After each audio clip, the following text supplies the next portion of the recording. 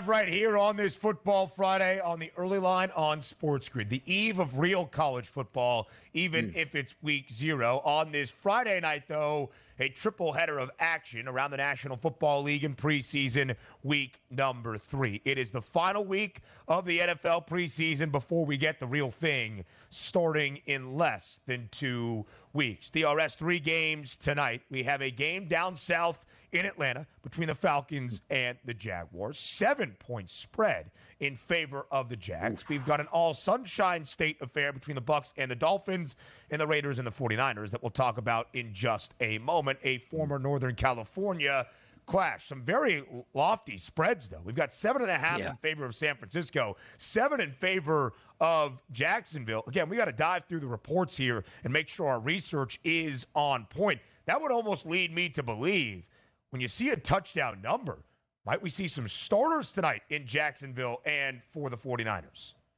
Yes, and that's the key ingredient here, because sometimes in regular season you don't get to see this unless it's, week 18, where you get that announcement on Tuesday, I don't think my starters are playing, and you see this big line reversal. Let's take a look at these 3 games without handicapping them and just see where the lines are going. FanDuel in New Jersey opened Jacksonville and Atlanta at a -4.5-point spread. Now we see it across the board, including FanDuel, sitting at a -7. Miami and Tampa Bay. Do you know Miami actually opened up as the 1.5-point favorite? Now across the board, Tampa Bay is a 3-point favorite. And then in that nightcap out there on the West Coast in Vegas, San Francisco and Las Vegas, that was actually a 3.5-point favorite towards the Vegas Raiders. That's now a 7.5-point favorite towards the San Francisco 49ers. Ben, that's exactly what they're telling you. One team has already shut down their preseason, and one team that still says, you know what? There's a little meat left on the bone. We have to check a few things out, and we're actually going to game plan a little bit for this game more than the other team. That's what we're finding out now.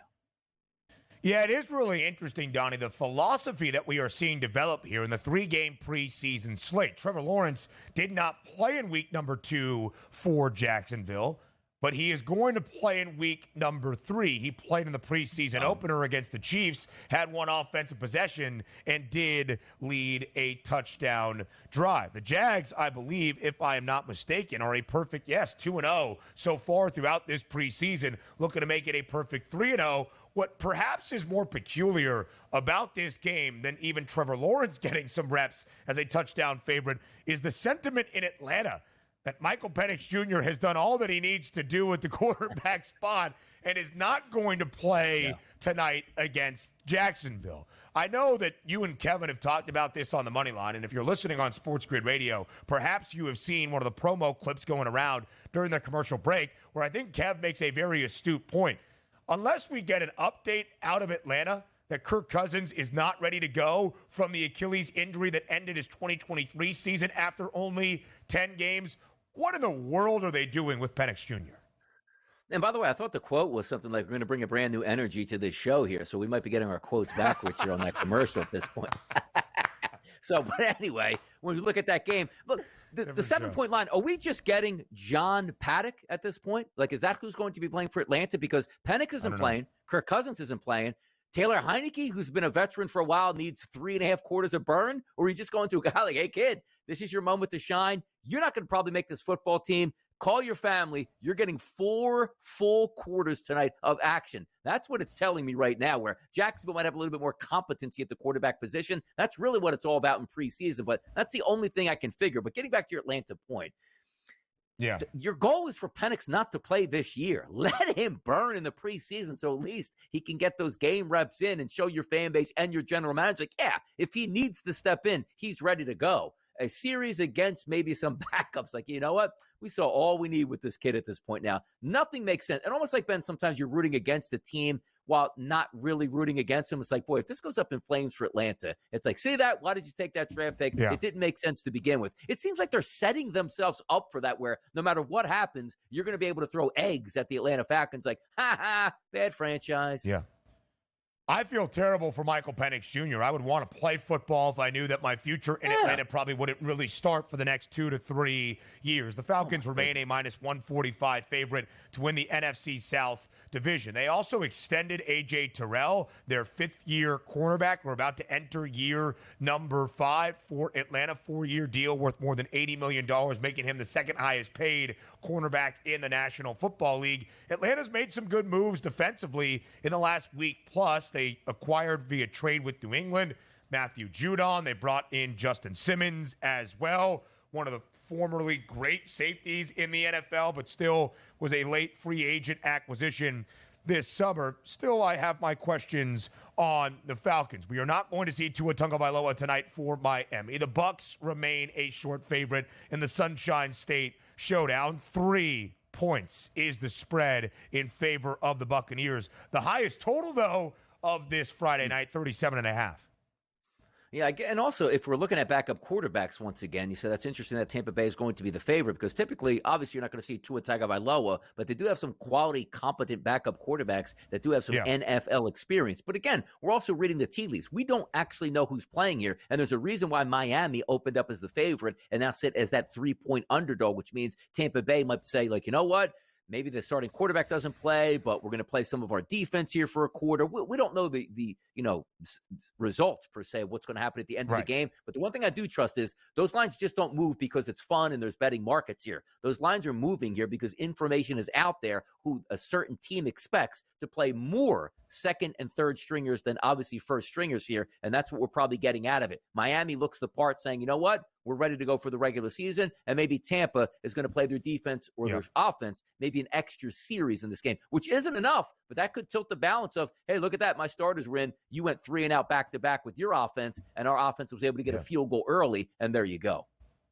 Tua did not play week number 1 for Miami, did play last week at home against the Commanders, 5 of 5 for 51 yards in his only offensive possession and threw a touchdown. You would expect Skylar Thompson and Mike White to be battling for that backup QB job. Maybe it's why the total is up despite the Buccaneers being a favorite. Baker Mayfield not expected to play tonight for Tampa, but Mayfield at this point last summer was in a QB competition with Kyle Trask, who the Buccaneers drafted in the second round in 2021. Maybe the heir apparent behind Tom Brady. Trask is still there, has looked pretty good so far in the first few weeks of the preseason. I would expect Trask to get a lot of burn tonight. Elsewhere in Las Vegas, the 49ers over a touchdown favorite against Vegas. Of course, the Raiders have already named Gardner Minshew the starting quarterback this year. Total 32.5, more than a touchdown spread in favor of San Francisco. Let's confirm, Donnie, but is Brock Purdy playing in preseason week number 3? Or is it just meaningless? Because typically if Gardner Minshew won the job, Aiden O'Connell is still young. You're still trying to get reps. So wouldn't you play him 3.5 quarters? And if that is the case where we understand that Aiden O'Connell is going to play a majority of this game and they're getting 7.5 in a preseason game, something isn't adding up, which leads, I'm just looking at the depth chart here for the Vegas Raiders. Carter Bradley or Nathan Peterman, I guess, gets the run. It's like, boy, both of those guys really can't even play quarterback in the NFL. That's the only thing I'm trying to surmise. Or unless, yes, Brock Purdy is going to play the first quarter in this game, which means that you should be able to run out to a lead and then see if your backups can hold it. But that is a massive number. That's a 10-point swing. A 3.5-point favorite for Vegas, now a 7.5-point underdog. That's as wild as it gets. Yeah, so Kyle Shanahan has said that he is going to play some of his starters tonight. Perhaps not too pleased with the starters' performance despite a win over the New Orleans Saints to end out preseason week number 2 on Sunday. Brock Purdy looked shaky and inconsistent, just 2 of 6 for 11 yards. And Joshua Dobbs is the backup. He should get a lot of run tonight as well. A backup quarterback with game experience in actual NFL matchups is always a key indicator of success in the National Football League. So maybe you look at a first half line for San Francisco in terms of taking the full 7.5 game spread. We'll talk a little bit more about the rest of the NFL preseason and then have some more fun with Futures Fusion. Up next, live right here on the early line on what we consider a Football Friday on SportsGrid. Come back and join us. The final week of the National Football League preseason. 2 games last night to kick it off on a Thursday. 3, a triple header on this Friday. We've got 8 games on Saturday. Mix it in with a little college football as you welcome in week 0 as well. And then 3 games on Sunday to round out the preseason. Then in the coming days after that, every organization has to make the difficult decisions around their roster, cut it down to the 53-man active roster, and then we get ready for game week preparation. Here are a couple of the notable games on Saturday around the NFL. The Panthers and the Bills, not expecting to see Josh Allen. We'll talk Pittsburgh and Detroit in just a moment. The Texans, a 3.5-point favorite against the Rams. The Packers host the Ravens, a couple of spreads in favor of those two teams at the bottom. Donnie, I think the biggest one of Saturday, not only from a betting perspective, but also just what are we going to get for this organization moving forward, is Pittsburgh on the road in the Motor City. You'll see Detroit as a 6.5-point home underdog. Dan Campbell doesn't really believe in playing the starters much throughout the preseason, wouldn't really expect them to get much burn. However, Russell Wilson did hint earlier this week at Steelers training camp that the starters are going to be out there. And if the starters are going to be out there, that means we're probably going to see Russ and the potential other starter at the quarterback spot, Justin Fields. It's why the Steelers are nearly a touchdown favorite on the road. Yeah, we've seen this in the past with the Pittsburgh Steelers. I'm not necessarily talking about preseason, Ben, but let's just say they already have their playoff spot locked up with a week to go. The Steelers are always like, hey, we got a game to play. We're playing our starters regardless because it's a football game and that's what we play. So if you're using that same mentality here, we're not talking about the Pittsburgh Steelers like, hey, man, Russ has been fantastic from the time we got him all the way through to OTAs, through to training camp, and now into the preseason schedule. They have a lot to figure out here, and I'm pretty sure like Mike Tomlin isn't satisfied with his quarterback play. And we always say this. You can't just say, well, I'm not going to play my starters at wide receiver or running back or offensive line, but I'm going to play my starting quarterbacks out there so they get some run. That's not happening here. If Russell Wilson and or Justin Fields is going to be on that field, there's going to be starters that are going to play with him. And if you want to honestly evaluate who should be your starter, you have to game plan, you have to give those guys opportunities, and you have to have the starters on the offensive line out there and in sync. So this line, no surprise this week, opened up at a 3-point favorite for Pittsburgh, and now we're seeing it getting close to a touchdown, and probably by game time will be 7 points or more because you're figuring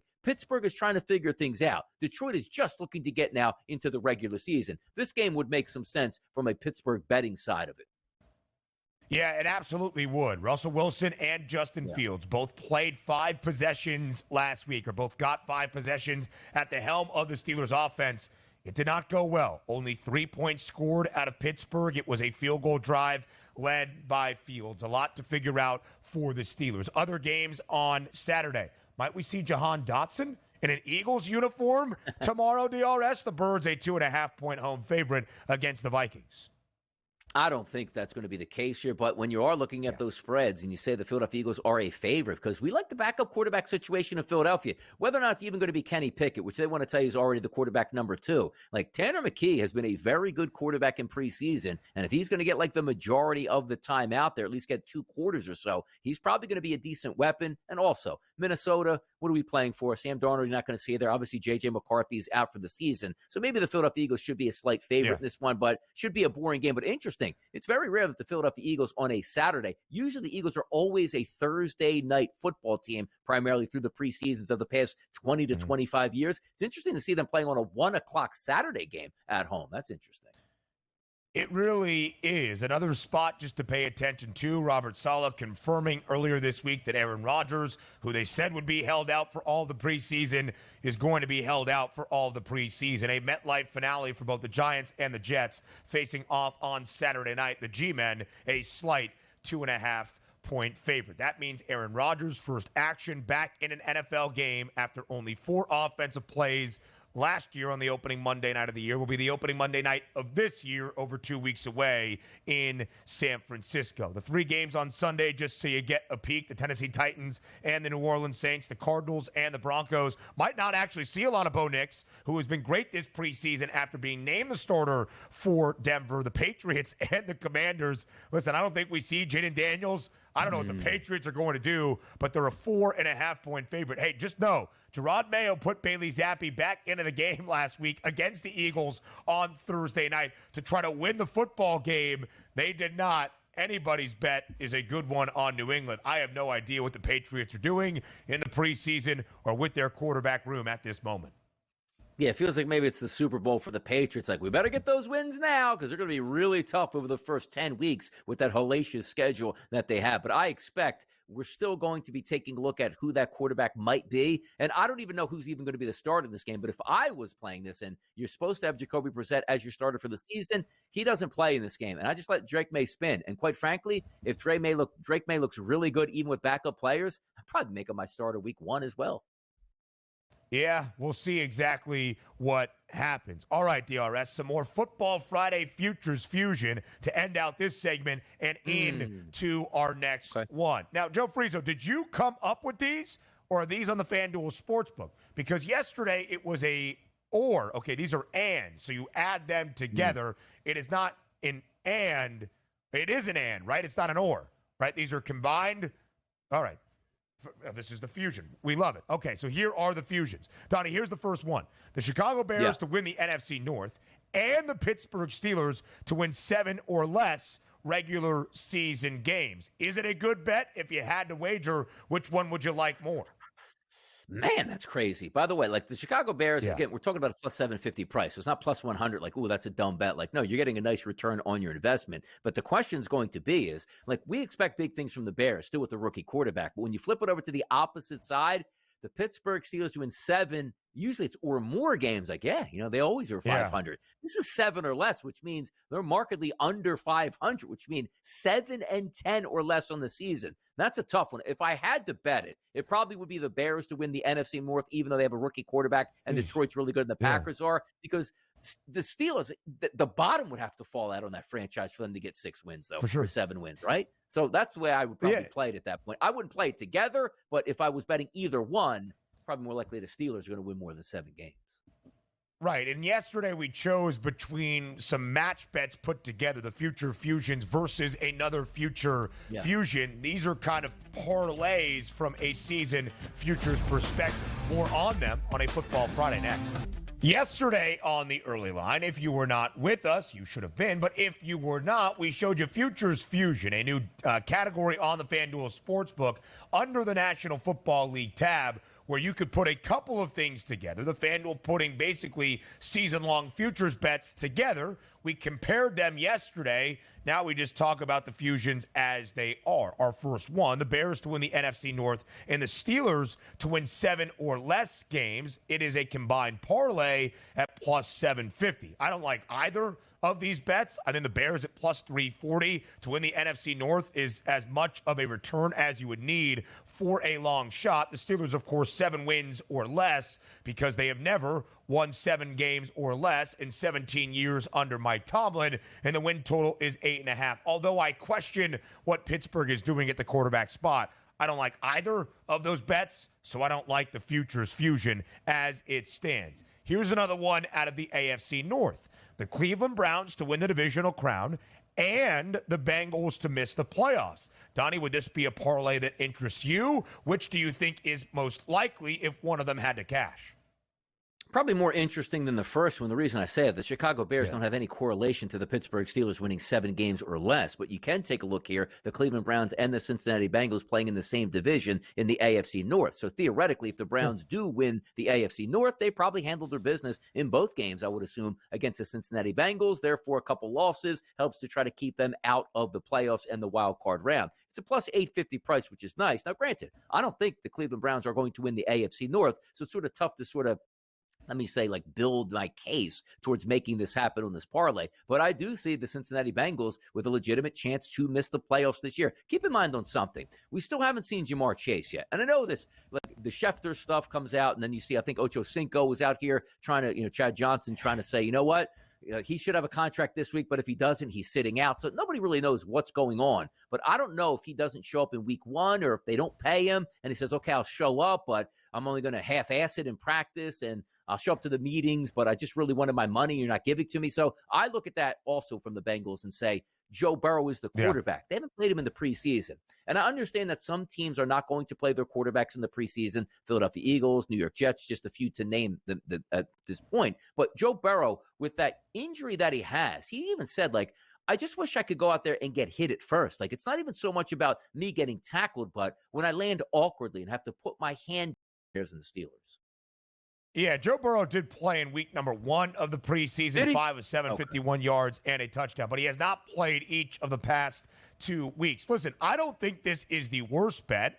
I don't think either things happen, but there is at least a track record. Last year, in what we consider the most competitive division in football, that being the AFC North, all 4 teams finished with a winning record. The Browns made the playoffs. They did not win the division. So did the Steelers. They made the playoffs, didn't win the division. The Ravens did, with the best regular season record at 13-4. And even the Bengals, without Joe Burrow for the closing stretch of the year, had a 9-8 record. It would not be the craziest thing to see the Bengals with a winning record, maybe even 10 wins. They don't have to come in last in the division and still, because of how competitive the AFC is, miss out on a playoff spot, whether it's via tiebreaker or whatever the scenario would be. And the Browns win total is 8.5. Yes, they have the 3rd longest price out of the 4 teams in the AFC North. It's not a substantially long number. And again, the win total is 8.5 for Cleveland, and the over has the juice at -138. A winning record, perhaps competitive enough to earn the top spot in the AFC North. Now we go to the Super Bowl co-favorites, the Chiefs and the 49ers, that ended last year against one another for the 2nd time in the last 5 seasons. The odds makers would expect out of right now these 2 teams to face off in the Big Easy. That's New Orleans in Super Bowl 59. The Chiefs to be the AFC number 1 seed, the Niners to be the NFC number 1 seed. It's a 21-1 number, DRS. Yeah, it seems like they're setting you up on this one. Like 21-1 feels like way too high a price here at this point. Should be around like a 7-1 or 8-1 at this point, because they're saying, I'm going to give you right now on paper the best team in the AFC. I'm going to give you right now on paper the best team in the NFC. And should they both actually live up to their expectations, you get a 21-1 payout. Usually that payout's like a 3-1. Like, well, I had to parlay to get even that price back here. So I feel like the setup is in. Now, due to the law of averages in the NFL, we're probably not going to see that happen. But I got to tell you, 21-1 is a pretty intriguing number for arguably the 2 best teams in football. The Eagles are actually a slight favorite to be the 1 seed in the NFC. But outside of that, like Tony, I can't believe the price is that long. Hour 3 starts next.